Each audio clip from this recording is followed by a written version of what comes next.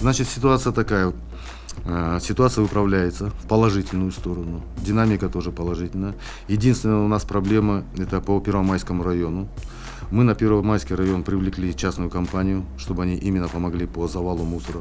Сейчас, я так думаю, например, день-два мы уже в постоянно график войдем, как раньше было, по графику, как работали, так и будем по графику вывозить. Причина, значит, была в том, что много машин одномоментно попали на ремонт. Именно поломки такие, не такого характера, которые можно за день, за два сделать, а которые именно запчасти нужно привозить с Белоруссии или там с Москвы надо. А как так получилось, что очень много машин сразу так попало? Вы не усмотрели, техобслуживание не проходили? Нет, техобслуживание всегда проходит. Все это идет в нормальном графике. Ну, так получилось, просто ситуация такая получилась, что именно мусоровозы, например, которые дорогостоящие заправки, насосы, вылетели из строя. А почему заранее это не предусмотрели? Во-первых, эти дорогостоящие запчасти, их там такого нет, например, чтобы заранее предусмотреть, что поломается насос или не поломается. Это же техника. У нас, например, на линии сегодня только по мусоровозу, если взять, 44 машины сегодня на линии. Да?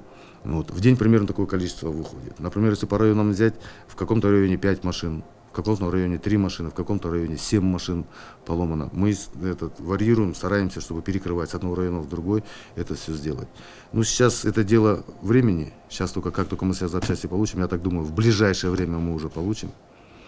Где-то, может быть, и в долг, где-то так, по честное слово, где-то за деньги. Но ситуацию выправим. В ближайшее время машины все эти выгоним на линию. Вот сейчас у нас здесь производится ремонт машины. Вот. Там что-то делают, здесь что-то делают. В каждодневном авральном режиме. Мы постараемся за эту неделю выпустить машины, чтобы полностью у нас нехватки машин не было по городу. Чтобы каждый район, как положено, по графику вывозился, и чтобы проблем в недостаточной спецтехники не было.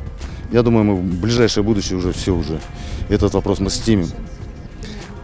Ну, я не могу, на ремонте у нас сейчас порядка 20 машин, я вам уже сказал, порядка 20 машин где-то на ремонте стоят.